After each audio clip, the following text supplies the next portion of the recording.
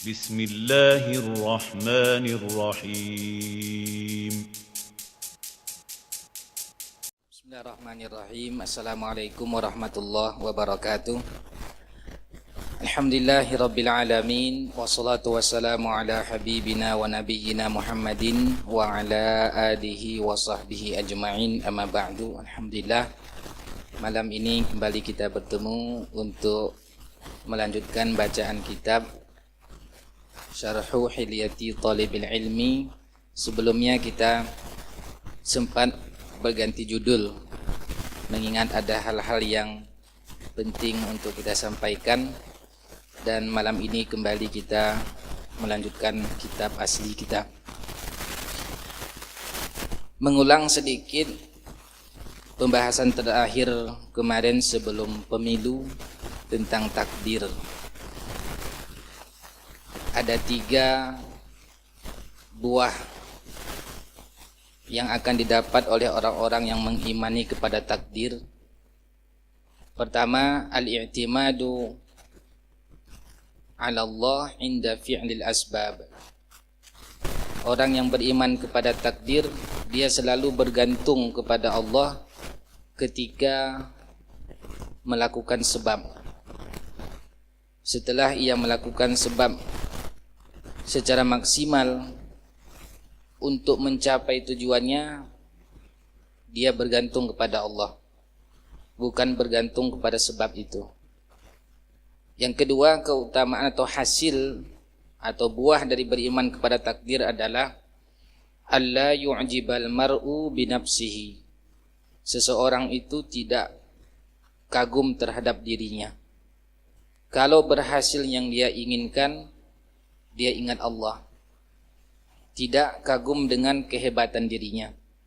Sebagaimana yang kita sebutkan, kelompok Qadariyah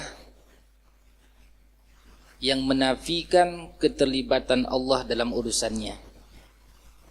Dia hanya mengandalkan kekuatannya lalu meniadakan kekuatan Allah Subhanahu wa taala. Sebaliknya daripada itu, paham Jabariyah yang menafikan sebab, tidak mau mengambil sebab, hanya menyandarkan kepada takdir yang ia belum tahu takdirnya itu baik atau takdirnya buruk, karena takdir itu Allah rahasiakan. Yang terakhir, keutamaan orang yang beriman kepada takdir adalah at-tuma'ninatu wa rahatun nafs. Orang yang beriman kepada takdir, hatinya selalu tenang.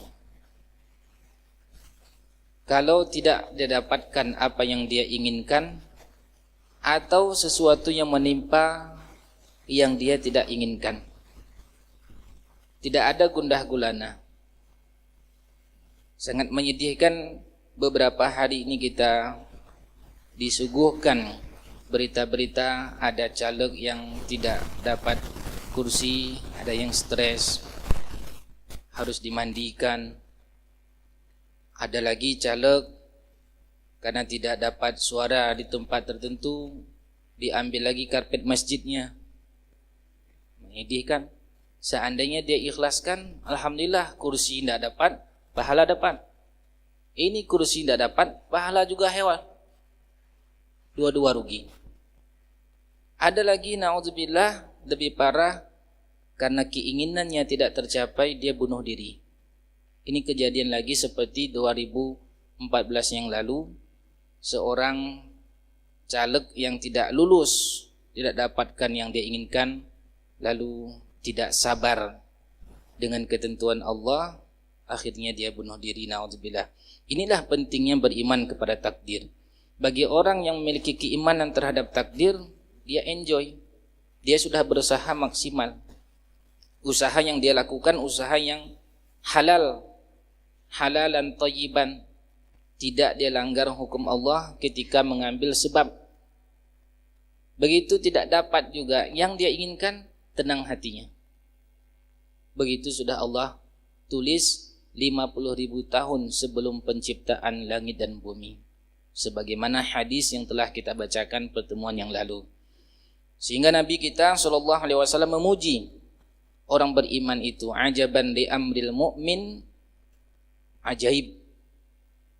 Luar biasa orang beriman itu. Idza asabathu sarra syakara. Kalau dapat nikmat, dapat kursi dia tahun ini, dia bersyukur kepada Allah. Itu baik untuk dirinya. Wa in asabathu dharra sabara. Jika Allah uji dengan musibah, Allah uji dengan tidak dapat kursi tahun ini, dia sabar. Itu pun dapat pahala. Tidak didapatkan kondisi seperti ini kecuali oleh orang beriman. Dapat rezeki, dia bersyukur. Tidak dapat, dia bersabar. Dua-dua kondisinya dalam keadaan berpahala. Orang yang tidak beriman dapat rezeki berpoya-poya, ditimpa musibah, meronta-ronta, dua-dua kondisinya dalam keadaan dosa. Orang beriman memiliki keyakinan tentang ketentuan Allah Subhanahu wa taala. Idza aradallahu syai'an ay yaqula lahu kun fayakun. Jika Allah sudah inginkan sesuatu, maka Allah cukup mengatakan jadi, jadilah ia. Semoga Allah berikan ketabahan hati kepada saudara-saudara kita yang Allah sayang kepada mereka yang belum dapatkan keinginannya. Dan semoga Allah bimbing saudara-saudara kita yang sedang Allah uji mendapatkan jabatan kursinya. Semoga mereka dan kita tentunya berada dalam naungan hidayah Allah Subhanahu wa taala. Amin ya rabbal alamin. Kembali ke kitab kita, bahagian Al-Faslul Khamisu, fasal yang kelima. Adabut talibi fi hayatihi ilmiyah. Adab seorang penuntut ilmu dalam kehidupan ilmiahnya. Di nomor ke-25, penulis memulai dengan mengatakan An-nahmatu fit talabi. Adab yang ke-25, fasal yang kelima. Hendaknya seorang penuntut ilmu itu gairah dalam belajar. Semangat, tidak loyo. Idza alimtal kalimatal mansubata ilal khalifatir rasyid Ali bin Abi Thalib radhiyallahu anhu, kalau mengetahui kalimat yang disandarkan kepada khalifah ar-rasyid yaitu Ali bin Abi Thalib radhiyallahu anhu, qimatu kulli imri'in ma yuhsinuhu. Ini ungkapan Ali bin Abi Thalib. Qimatu kulli imri'in ma yuhsinuhu. Nilai atau harga setiap orang sesuai dengan apa yang ia tekuni, sesuai dengan apa yang ia kuasai. Disarahkan oleh Syekh Muhammad bin Shalih Al-Utsaimin rahimahullah, ungkapan Ali bin Abi Thalib ini dengan mengatakan hadza sahihun. Ungkapan ini sangat benar. Idza kana al-insanu yuhsinul fiqha wasyar'a sara lahu qimatun aksar mimman yuhsinu fatlal hibal. Apabila seseorang menguasai ilmu fiqih, menguasai ilmu syariat, jadilah ia lebih berharga daripada orang yang menguasai memintal hibal. Hibal jamak daripada hablun. Apa artinya? Hibal. Lebih enak bahasa Arab daripada bahasa Indonesia. Ikat, pengikat ke? Tali. Nah, kata beliau, seorang yang ahli dalam fikih dan ilmu syar'i tentu lebih berharga dibandingkan dengan orang yang memiliki ahli dalam mengikat tali, memintal tali. Li'anna kullam minhuma yuhsinu syai'an. Keduanya memiliki keahlian, lakinna farqan baina hadza wa hadza. Akan tetapi tentu berbeda antara keutamaan yang ahli dalam fikih dan ilmu syar'i yang lain dibandingkan dengan ahli dalam memintal tali tadi, dalam mengikat tali tadi. Dia masing-masing keahliannya. Bahkan satu profesi pun akan beda-beda nilainya tergantung dengan keahlian. dokter misalkan. Dokter umum dibandingkan dengan dokter spesialis, lebih berharga dokter spesialis. Semakin didalami satu keahlian, semakin bernilai orang itu. Inilah yang disebutkan oleh Ali bin Abi Thalib, qimatu kulli imri'in ma yuhsinuhu. Nilai setiap orang bergantung kepada apa yang ia lakoni. Semakin didalami ilmu yang dia miliki, semakin bernilai.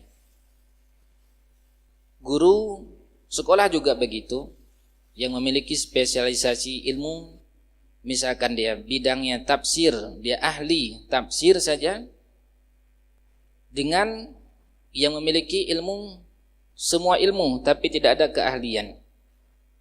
Fikih juga dia ajar, tafsir juga, hadis juga, semua diminta untuk mengajar, dia ngajar, tetapi tidak mendalam. Ini lebih bernilai bagi seseorang itu yang dia dalami, semakin dia lakoni, semakin dia kuasai. Jantung tentu lebih besar nilainya dibandingkan dengan dokter umum tadi. Yang jantung lagi lebih dalam lagi, sub-subnya misalkan, maka ini lebih dalam. Setiap orang tua juga mesti memiliki faqih atau fikih terhadap keahlian anak-anaknya. Kira-kira apa kecondongan anak ini? Kalau kecondongannya kepada ilmu agama, maka ditekuni. Jangan sampai nanti anak ini menghabiskan umurnya. Habis umurnya dia tidak memiliki keahlian apapun. Sering kita ulang-ulang, sebahagian anak 6 tahun di SD, 3 tahun di SMP, 3 tahun di SMA, jumlah 12 tahun, dihabiskan umurnya untuk belajar, tidak memiliki keahlian apapun. Tidak ahli matematika, tidak ahli fisika, tidak ahli kimia, tidak ahli biologi, bukan ahli bahasa Arab, bukan ahli bahasa Inggris, tidak ada. Sebahagian anak, enggak semua. Sebahagian anak tadi 12 tahun dikorbankan umurnya oleh orang tua ini, karena dia belum bisa memilih mana yang terbaik untuknya. Orang tualah yang mengarahkan. 12 tahun habis umurnya, di akhir selesai ujian nasional tingkat SMA, kelebihannya keliling-keliling naik Honda, kebut-kebutan sambil coret-coret baju. Ini kelebihannya. Apakah orang tua masih rela melihat anak keturunan seperti ini, anak cucu seperti ini, dia habiskan umur 12 tahun, tidak ada keahlian? Kalaulah 12 tahun itu di tingkat SD 6 tahun difokuskan, misal hafal Al-Quran, maka 6 tahun itu sepertinya selesai 30 juz. 6 tahun. Masuk 3 tahun SMP, dia fokuskan fikih misalkan. 3 tahun dia dalami fikih. Jangankan tentang puasa, habis itu kitab. Dari A sampai Z, 3 tahun fokus fikih. Kalau tidak, maka 3 tahun tadi tingkat cara memandikan mayit tidak bisa. 3 tahun belajar di sekolah SMP, diminta untuk memandikan mayit, saya tidak bisa. Bapak Ibu sekalian, sedang jemaah, relakah kita seperti itu anak keturunan kita? Tidak mungkin rasanya. Kita tidak rela. Tambah lagi nanti 3 tahun SMA juga, disuruh menjadi imam sholat, tidak bisa. Parahnya lagi, ada tamat 4 tahun di S1, belum berani menjadi khatib Jumat. Berapa tahun habis? 12 tambah 4 tahun, 16 tahun. Ya Allah, tidak ada yang dikuasai ilmunya. Kalaulah seandainya orang tua hanya mengharapkan bisa tamat kuliah anaknya PNS, terlalu kecil visi orang tua itu. Kalau sekedar bisa masuk PNS. Ikut saja nanti 3 bulan kursus, banyak yang lulus. Kursus 3 bulan, bukan 4 tahun. Anehnya, kenapa di tempat bimbingan belajar itu bisa ya? Belajar bahasa Inggris 3 bulan bisa ya? Sedangkan di sekolah SMA 3 tahun tidak bisa. Apa pasal ini? Apa kira-kira masalahnya?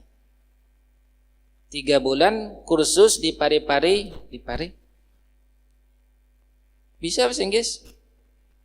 3 bulan bimbingan belajar untuk masuk CPNS, untuk masuk apalah namanya, untuk negeri-negeri itu, bisa lulus. Dia bisa kuasai pelajaran. 3 tahun tadi atau 4 tahun di kuliah tidak bisa lulus. Apa masalah ini? Ada masalah kira-kira? Atau tidak ada masalah, biasa saja? Tidak ada masalah, lanjut terus. Kalau kita merasa tidak ada masalah, ini bahaya. Begitu terus nanti anak keturunan kita. Berlanjut terus umur, tidak ada yang dia kuasai. Akhirnya menjadi penganggur-penganggur ulung. Ini kondisi menyedihkan. Kemudian wa qaulul muallif, penulis ini menyebutkan wa qad qila laisa kalimatun ahadda ala talabil ilmi minha. Kata Syekh Bakar Abu Zaid, kalimat Ali bin Abi Thalib tadi adalah kalimat, tidak ada kalimat yang lebih menggugah hati untuk menuntut ilmu daripadanya. Artinya kalimat Ali bin Abi Thalib ini menjadi motivasi bagi kita untuk semangat mendalami satu keahlian. Kata Syekh Muhammad bin Shalih Al-Utsaimin, ungkapan tadi tidak tepat. Hadal qaul laisa bisahih. Ungkapan ini tidak tepat. Kenapa? Alasan beliau, li'anna ashadda kalimatin fil haddi ala talabil ilmi, karena kalimat yang paling kuat dalam memberi motivasi dalam menuntut ilmu adalah firman Allah, bukan ungkapan Ali bin Abi Thalib. Apa itu contohnya? Firman Allah surat Az-Zumar ayat 9. Qul hal yastawil ladina ya'lamun wal ladina la ya'lamun. Katakan, samakah orang yang berilmu dan orang yang tidak berilmu? Ini pertanyaan. Kalau dalam istilah ilmu usul fikih, al-istifham la yahtaju ilal jawab. Pertanyaan yang tidak butuh jawaban. Artinya tidak sama orang yang berilmu dengan orang yang tidak berilmu. Dalam surat yang lain, Al-Mujadalah ayat 11, yarfa'illahu alladhina amanu minkum walladhina utul ilma darajat. Allah mengangkat orang-orang beriman di antara kalian dan orang-orang yang diberi ilmu beberapa derajat. Ayat ini tentu lebih ahad, lebih kuat memberikan motivasi dibandingkan sekedar ucapan Ali bin Abi Thalib, kata Syekh Muhammad bin Shalih Al-Utsaimin. Dan juga hadis Nabi SAW, may yuridillahu bihi khairan yufaqihu fid din. Siapa yang Allah inginkan dengannya kebaikan, Allah pahamkan ia urusan agama. Juga disebutkan hadis Nabi SAW, innal ulama'a warasatul anbiya. Sesungguhnya ulama itu pewaris Nabi. Wa asbaha dzalika mimma jaa fil kitabi was sunnati fil hasi ala talabil ilm. Dan seumpama daripada itu yang terdapat dalam Al-Qur'an dan sunnah Nabi SAW tentang motivasi untuk menuntut ilmu. Wa kalimatu Ali bin Abi Thalib radhiyallahu anhu qimatu kulli imri'in ma yuhsinuhu. Ungkapan Ali bin Abi Thalib tadi, nilai seseorang tergantung apa yang dia lakoni, hiya kalimatun jami'ah. Benar ia kalimat ini bentuknya luas, lakinnaha laysat ahsana ma qila fil hassi ala talabil ilm. akan tetapi tidak dia yang terbaik dalam motivasi menuntut ilmu. Di sini pensyarah kitab mengkritisi penulis matan kitab tadi. Karena matan kitab ini ditulis oleh penulisnya ungkapan Ali bin Abi Thalib seakan-akan yang paling kuat, yang paling bagus dalam memotivasi. Lalu Syekh Muhammad bin Shalih Al-Utsaimin mengatakan bukan itu. Al-Quran dan sunnahlah yang paling tinggi motivasi untuk menuntut ilmunya. Kemudian perkataan penulis matan, ihdar ghalatul qaili, hindarilah kekeliruan ungkapan, ma tarakal awwalu lil akhiri, tidak ada yang ditinggalkan oleh generasi pertama untuk generasi berikutnya. Atau arti yang kedua, apakah yang ditinggalkan oleh generasi pertama untuk generasi kedua? Ini ungkapan yang keliru, kata penulis. Wasshawab, yang benar ungkapannya adalah kam tarakal awwalu lil akhiri. Artinya betapa banyak yang ditinggalkan oleh generasi pertama untuk generasi berikutnya. Kenapa dikatakan ungkapan pertama tadi keliru? Karena ungkapan pertama ini disebutkan membuat seorang penuntut ilmu rendah semangatnya dalam belajar. Kullul ilmi ukhida min qabli fala faidah, seakan-akan dia mengatakan semua ilmu yang saya ambil dari orang terdahulu itu tidak ada nilai. Berbeda dengan ungkapan betapa banyak orang-orang terdahulu meninggalkan untuk orang belakangan, ini akan mendorong seorang belakangan itu untuk menggali dan menggali ungkapan orang yang terdahulu. Wala yamna'uka minaz ziyadati 'ala ma qalahu al-awwalun. Di samping ada semangat motivasi untuk menggali kitab-kitab, misalkan kitab-kitab ulama kita terdahulu, semakin kita gali semakin terbuka wawasan. Kitab klasik semakin digali semakin terbuka wawasan, meskipun tidak ada halangan adanya penambahan yang tidak tertulis di kitab-kitab klasik itu. Wala syakka anna shawaba qaulul qail kam tarakal awwalu lil akhirin. Dan tidak diragukan lagi, kata Syekh Muhammad bin Shalih Al-Utsaimin, bahwa ungkapan betapa banyak yang ditinggalkan oleh orang terdahulu untuk orang berikutnya ini lebih tepat dibandingkan dengan ungkapan pertama tadi, ma tarakal awwalu lil akhiri, tidak ada ditinggalkan oleh orang yang terdahulu, generasi yang pertama untuk generasi berikutnya. Kemudian qaulul musannif, ungkapan perkataan daripada penulis matan, alaika bil istiksari, hendaknya banyaklah menggali, hendaknya banyaklah menuntut min mirasin Nabi sallallahu alaihi wasallam, daripada waris Nabi sallallahu alaihi wasallam tadi. Apa itu waris beliau tadi? Waris beliau adalah al-ilm. Karena para nabi tidak mewariskan untuk umatnya dirham, tidak mewariskan untuk umatnya dinar. Wa innama warrasul ilma, yang mereka wariskan adalah ilmu. Faman akhadahu faqad akhadha bihadin wafirin. Dan siapa yang mengambil waris ini, maka sungguh dia telah mendapatkan warisan yang besar. Dan ilmu ketika disebutkan dalam Al-Quran atau disebutkan dalam hadis secara mutlak, secara lepas, tidak ada ikatannya, maka maksudnya di situ adalah ilmu syar'i. Ilmu yang kaitannya dengan Al-Quran dan ilmu yang berkaitan dengan hadis Nabi SAW. Inilah yang dimaksud dengan warisan para nabi.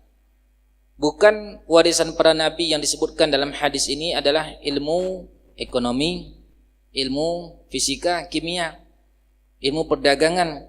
Karena sebelum Nabi kita Muhammad SAW diutus sebagai seorang nabi, sudah ada perdagangan, sudah ada jual beli, dan seterusnya. Tapi yang dimaksud adalah al-ilmu di sini kaitannya dengan Al-Quran dan sunnah Nabi SAW. Summa alam anna mirasan Nabi sallallahu alaihi wasallam imma an yakuna bil Qur'anil Karim au bis sunnah. Kemudian ketahuilah bahwa waris Nabi SAW itu dua. Apakah Al-Quran atau Sunnah? Dan jika ia Al-Quran, maka tidak perlu lagi mencari sanadnya. Li'anna Al-Quran la yahtaju ila nadharin fis sanadi id annahu mutawatirun a'dhamat tawatur. Karena kata beliau, Al-Quran tidak perlu lagi menggali sanad-sanad apakah ini sahih atau tidak sahih. Karena Al-Quran itu sampai kepada kita dalam bentuk mutawatir. Mutawatir artinya periwayatnya orang-orang yang merawikannya begitu banyak sehingga secara logika tidak mungkin mereka berbohong. Berbeda dengan amma idza kana fi sunnatin nabawiyah. Adapun kalau seandainya kaitannya dengan sunnah, dengan hadis, fala budda an tanzura awwalan hal sahhat nisbatuhu ila Rasulillah sallallahu alaihi wasallam am lam tasih. Kalau berkaitan dengan sunnah, maka saat itu kita perlu meneliti apakah benar hadis ini sampai silsilahnya kepada Rasulullah sallallahu alaihi wasallam atau tidak. Sahihkan dia atau tidak. Ini perlu. Kalau Al-Quran tidak perlu karena memang sudah mutawatir. Tidak ada satu ayat pun yang ditambah, yang dikurang, dan tidak ada yang diragukan. Sudah Allah jaga. Sedangkan hadis perlu penelitian, kata penulis ini. Karena banyak sekali hadis itu bertebaran, yang terkadang hadisnya tidak sahih. Walaupun sebahagian hadis itu ada yang tidak sahih, maknanya benar. Contoh yang hadis masyhur yang kaitan dengan puasa misalkan, sumu tasihu, puasalah kalian akan sehat. Ini sering sekali disampaikan hadisnya. Ulama hadis menyebutkan hadis ini mungkar. Mungkar artinya secara silsilah sanadnya tidak ada. Artinya tidak bisa jadikan sebagai landasan. Kalau maknanya benar, iya. Maknanya benar. Puasa itu bisa mendatangkan sehat. Puasanya benar.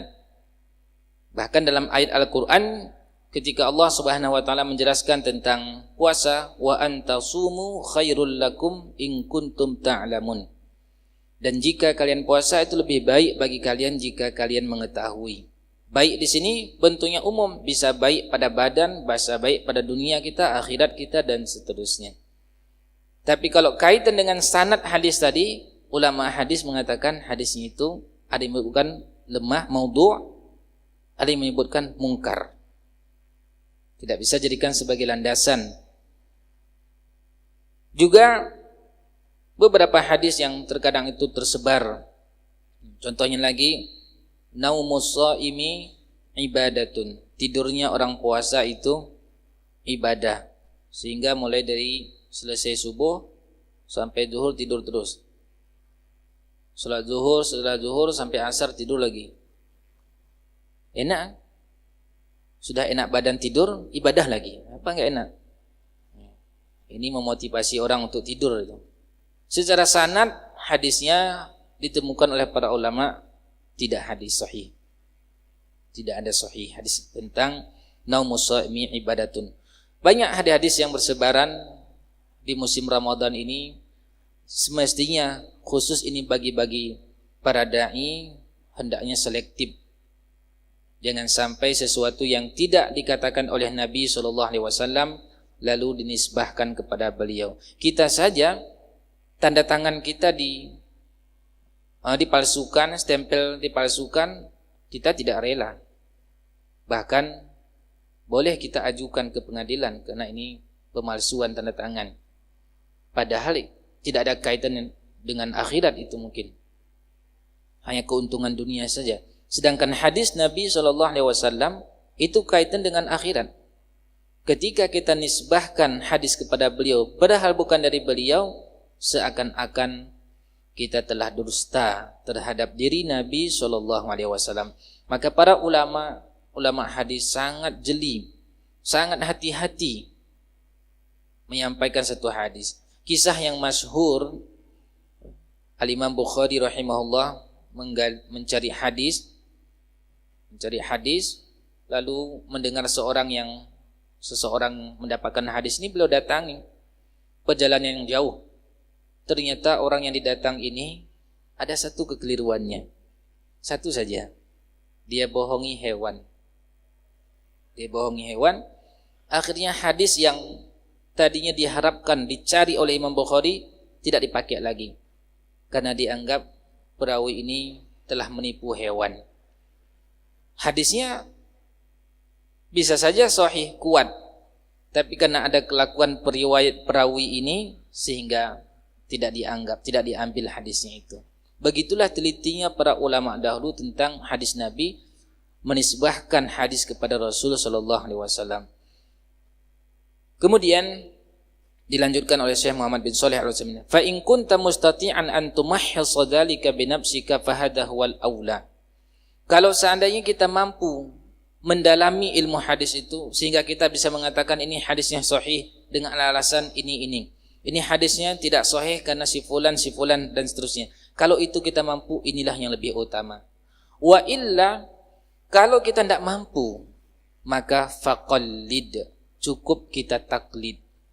Taklid kepada siapa? Kepada ulama yang dia sudah bisa kuasai hadis, lalu dia nilai hadisnya sahih, hadisnya hasan, hadisnya dhaif. Itu sudah sah menjadi standar kita jadikan. Kalau kita mampu gali sendiri, itu lebih utama. Tapi kalau tidak mampu kita, karena kita banyak kegiatan dunia, kita cukupkan dengan hadis misalkan tahqiq Syekh Muhammad Nasiruddin Al-Albani. Beliau sudah kaji misal, hadis ini sahih. Kita ikuti beliau, taklid, itu namanya taklid. Taklid itu dalam bahasa ilmu usul fiqih namanya akhdhu qaulil qaili bi ghairi ma'rifati dalili qailihi. Mengambil pendapat seseorang tanpa kita ketahui dari mana dia mengambil, tanpa kita mengetahui dalilnya, dalil orang yang berpendapat, itu namanya taklid. Ketika kita mengatakan hadis ini disahihkan oleh Imam Bukhari, berarti kita sedang taklid kepada Imam Bukhari dalam penentuan hadis ini. Kita dalami kenapa Bukhari mensahihkan hadis ini, karena si fulan. Saat itu kita enggak taklid lagi dengan Bukhari, karena kita sudah tahu dalilnya. Misalkan karena ada di sini nama Ismail sehingga hadis ini menjadi dhaif, kita dalami siapa itu Ismail. Kita buka kitab Rijalul Hadis yang menjelaskan tentang biografi ulama-ulama hadis itu. Si Ismail ini, ternyata dia pernah bohong. Akhirnya hadis yang diriwayatkan setiap jalur yang melewati dia menjadi hadisnya dhaif misal. Setelah kita kaji ini, maka hadis yang hukumnya dhaif didhaifkan oleh Syekh Albani, kita tidak taklid lagi dengan beliau. Kita sudah tahu dalil beliau. Tapi kalau kita tidak kaji dalil orang yang mengatakan, itu namanya taklid. Dan semua ulama-ulama belakangan itu taklid, kecuali mungkin sedikit yang mengkaji. Enggak terlepas kita dari taklid. Enggak terlepas. Semua, kalau mungkin tingkat kita ini muqallid semua. Tidak ada yang langsung dalami apa setiap yang disahihkan Bukhari atau setiap yang didhaifkan oleh Syekh Albani rahimahullah lalu dia kaji semuanya berat. Karena kajian beliau kitab Kutubus Sittah saja yang 6 itu begitu banyak. Lain lagi nanti silsilah al-ahadis as-sahihah, as-silsilatul ahadisus sahihah, tebal sekali. Lain lagi ad-dhaifah, tebal sekali. Jadi umumnya orang belakangan ini adalah orangnya taklid, khusus dalam menentukan sahih atau tidak sahihnya hadis. Kalau seandainya dalam satu hadis itu beda pendapat ulama tentang kesahihan dan kedhaifannya, ada juga. Bukan fikih saja beda pendapat ulama tentang sahih atau tidak sahih hadis, itu juga beda pendapat. Contoh hadis tentang idan tasafa Sya'ban fala tasumu. Kalau sudah masuk pertengahan bulan Sya'ban maka jangan puasa. Ini sudah berapa Sya'ban kita? 18-an. Sudah lewat tengah. Hadisnya idan tasafa Sya'ban, kalau sudah masuk pertengahan Sya'ban maka jangan puasa. ada ulama yang mensahihkan hadisnya, ada yang mendhaifkan. Bagi yang mensahihkan, maka enggak boleh lagi puasa setelah masuk pertengahan. Bagi yang mendhaifkan, ini hadisnya enggak dhaif, lanjut terus puasa sampai nanti minimal 2 atau 1 hari sebelum Ramadan datang. Dari tingkat menghukumi hadis itu berimbas ke hukum fikih. Makanya kalau kita membaca tentang khilaf-khilaf ulama, di antara penyebabnya adalah penilaian ulama itu tentang kesahihan dan dhaifnya hadis. Tentang salat tasbih misalkan lagi. Salat tasbih 4 rakaat dengan bacaan tasbih yang begitu banyak, subhanallah walhamdulillah la ilaha illallah allahu akbar. Setiap ketika berdiri 15 kali, rukuk 10 kali, i'tidal 10 kali, sujud 10 kali, duduk antara 2 sujud 10 kali sampai 4 rakaat. Ulama hadis beda pendapat menilai hadis ini dhaif atau tidak dhaif. Kalau ulama Saudi umumnya Syekh Muhammad bin Shalih Al-Utsaimin misalkan, beliau mendhaifkan hadis ini. Sedangkan ahli hadis zaman ini Syekh Albani rahimahullah menghasankan hadis ini, boleh jadikan sebagai hujjah. Hasan. Dari ini nanti beda pendapat, boleh salat tasbih atau tidak, karena penilaian dari hadis itu. Bagi kita yang sudah mengetahui sebab perbedaan, jadi ndak apa sempit kita melihat orang berbeda dengan kita. Oh, ternyata diamalkan hadis ini karena dianggap sahih. Oh, tidak diamalkan hadis ini karena dianggap hadisnya lemah. Akhirnya tidak sampai pecah gara-gara salat tasbih. Ya. Yang enggak salat wajib itu santai saja. Santai saja. Nah, itu masalah salat tasbihnya. Kaifiyahnya itu lain lagi nanti, apakah dilakukan secara berjamaah atau sendirian, dikhususkan di malam nisfu Sya'ban atau tidak, itu tersendiri lagi. Yang kita bahas tadi, kesahihan hadis tentang salat tasbih itu diperselisihkan oleh ulama hadis. Nah, kemudian qaulul mu'allif, masih ada waktu. Sedikit lagi. Penulis mengatakan wabdzulil wus'a fi talabi wat tahsili wat tadqiq. Keluarkanlah segala potensi untuk menuntut ilmu, untuk mendalami. Bazlul wus'i ma'nahu bazlut taqati fit tadqiq, mengeluarkan segala daya upaya kita untuk mendalami ilmu tersebut. Wa huwa amrun muhim. Ini perkara yang sangat penting. Kenapa penting? Di sini Syekh Muhammad bin Shalih Al-Utsaimin mengingatkan pemuda-pemuda yang sedang hamasah. Hamasah artinya sedang bersemangat. Li'anna ba'dhan nas ya'khudhu bi dhawahirin nusus. Karena sebahagian orang hanya mengandalkan zahir-zahir dalil nas, wa bi'umumatiha duna an yudaqqiqa, dan berdasarkan keumuman nas tersebut tanpa dia dalami hal hadza zahiru muradun aw ghairu murad. Apakah maksudnya ini ayat atau bukan? Apakah ayat ini umum, ada pengkhususnya atau tidak? Apakah ayat atau hadis ini mutlak, tidak ada muqayyadnya, pengikatnya, atau dia memiliki ikatan? Ini sudah masuk, beliau bahas tentang usul fikih. Sehingga beliau sebutkan contoh kondisi seorang pemuda, fatajidu yaqdibus sunnata ba'daha bi ba'd. Ada sebahagian orang mempertentangkan satu sunnah dengan sunnah yang lain. Li'annahu laysa 'indahu ilmun fi hadzal amri, karena dia tidak punya ilmu dalam masalah ini. Wa hadza yaghlubu 'ala katsirin minasyabab al-yawm alladhina ya'tanuna bis sunnah. Dan ini banyak menimpa para pemuda yang sedang menggeluti sunnah Nabi SAW. Contoh, ketika kita sujud apa kita dahulukan, tangan atau lutut? Ketika sujud sholat, tangan atau lutut? Khilaf ulama di sini. Nah, ada yang mengatakan lutut duluan? Ada yang mengatakan tangan duluan? Ada juga. Alhamdulillah aman semua, enggak ada pernah bentrok ya. Alhamdulillah. Inilah hebatnya Masjid Oman. Nah, yang benar yang mana? Tangan atau lutut? Yang menjawab tangan harus datangkan dalil, yang menjawab lutut harus datangkan dalil. Kalau enggak mendatangkan dalil, taklid namanya. Gimana? Setelah i'tidal, ketika jelas sami Allah liman hamidah, tangan kita lurus atau bersedekap lagi? Lurus. Ada dalilnya? Ada. Di mana? Gitu kata ustaz saya. Ada dalam kitab mana? Banyak, saking banyak yang enggak ingat lagi. Nah, kalau dalam kitab sifat salat Nabi Syekh Albani rahimahullah, beliau menggunakan hadis tentang tangan duluan ketika sujud. Tangan. Dalam kitab Tawdihul Ahkam min Bulughil Maram, Syekh Abdullah bin Abdurrahman Al-Basam menyebutkan kedua-dua itu hadisnya. Tangan duluan dan lutut duluan, dua-dua hadisnya.